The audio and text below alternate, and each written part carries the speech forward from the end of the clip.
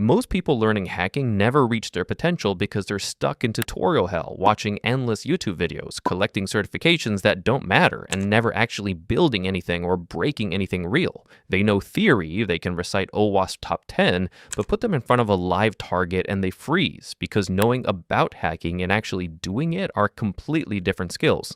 Here's how you actually reach your potential instead of staying mediocre forever. And spoiler alert, it requires you to stop consuming content and start producing results. Before we dive in, if you like the way I break this stuff down and you actually want to learn hacking the right way, CyberFlow Academy isn't just another learning platform. We provide focused, advanced courses in key areas like website hacking, bug bounties, OSINT, reverse engineering, and more. Material that goes far beyond what can be taught on YouTube. Otherwise, I'll get another strike. You also gain access to our active and ambitious Discord community, where you can reach me directly whenever you need guidance. And listen, I know that cybersecurity evolves fast, so I have made a commitment to constantly update the material and add new courses. We already have 500 plus members learning, landing bounties, and applying these skills in the real world. So what are you waiting for? Join through the link in the description and use code CyberFlow50 to get a whopping 50% off, so hurry up. Stop watching tutorials and start doing challenges immediately. Try Hack Me and Hack the Box aren't optional. They're mandatory practice environments where you apply what you learned. Pick a room or box, try to root it completely blind without walkthroughs, struggle for hours, fail repeatedly, only then look at hints or write-ups to see what you missed. That struggle is where learning happens, not in the comfort of watching someone else solve problems. I learned more from failing 50 boxes and reading write-ups after than from 100 hours of tutorial videos, because failure teaches you what you don't know. Build tools instead of just using them. Every time you use Nmap or GoBuster or SQL map, understand what it's doing under the hood, then try replicating core functionality in Python or Bash. Build a port scanner that uses sockets and threading. Build a directory brute forcer that reads word lists and makes HTTP requests. Build a password cracker that hashes word list entries and compares to target hashes. You'll understand the tools way better, and you'll be able to customize them when off-the-shelf tools don't fit your exact scenario. Tool builders are infinitely more valuable than tool users. Do bug bounties even if you don't find anything at first. Pick programs on HackerOne or BugCrowd marked as good for beginners. Spend 10 hours recon and testing. Find nothing. Read disclosed reports from that program to see what others found and how. Try again with new techniques. Your first 20 programs probably won't yield bugs, but you're building methodology, learning what works, developing intuition for where vulnerabilities hide. Bug bounties are the closest legal thing to real-world hacking. You're attacking production systems companies actually use and care about, not intentionally vulnerable labs. Read code obsessively. Find open source web apps on GitHub, read the source looking for vulnerabilities, SQLI and database queries, XSS and templates, authentication bypass and session handling, everything. Compare what you find to disclose CVEs for similar apps to calibrate your bug finding accuracy. Reading code makes you better at finding bugs in compiled binaries and closed source, because you understand common patterns developers follow and common mistakes they make. I found vulnerabilities in closed source apps by recognizing patterns I saw in open source code bases. Specialize, but stay broad. Pick one domain like web app pen testing or Active Directory attacks or mobile security. Go deep until you're legitimately expert level, but maintain working knowledge of other domains, because real engagements require breadth. You can't just be the web guy who's useless once you're on an internal network, or the AD guy who can't test APIs. Depth in one area makes you employable. Breadth makes you dangerous. Do CTFs competitively. Pico CTF for beginners, CTF Time for ongoing competitions, team-based CTFs where you collaborate on challenges under time pressure.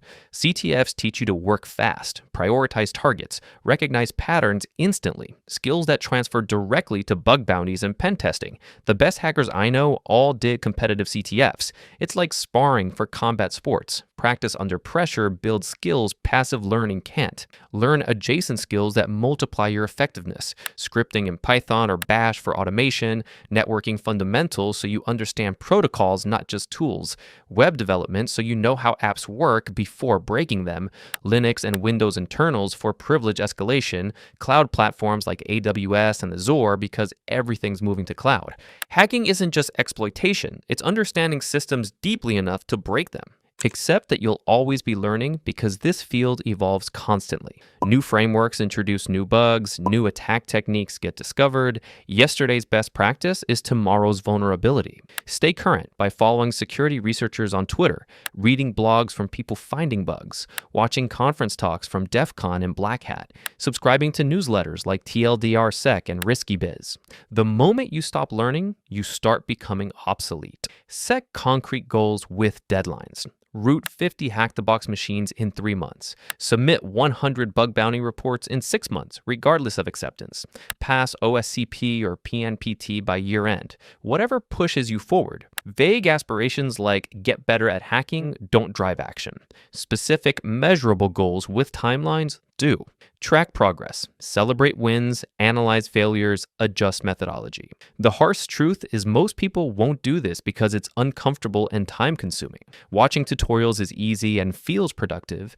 Actually struggling through challenges and failing repeatedly is hard and feels demoralizing. But this comfort is where growth happens. The gap between where you are and your potential is filled entirely with things you're currently avoiding because they're difficult. Cross that gap by doing the hard things consistently, and your potential stops being theoretical and becomes reality. Your potential as a hacker isn't determined by talent or intelligence. It's determined by how much deliberate practice you're willing to put in, and how long you're willing to keep going when progress feels invisible. The people making 6 figures from bug bounties aren't smarter than you.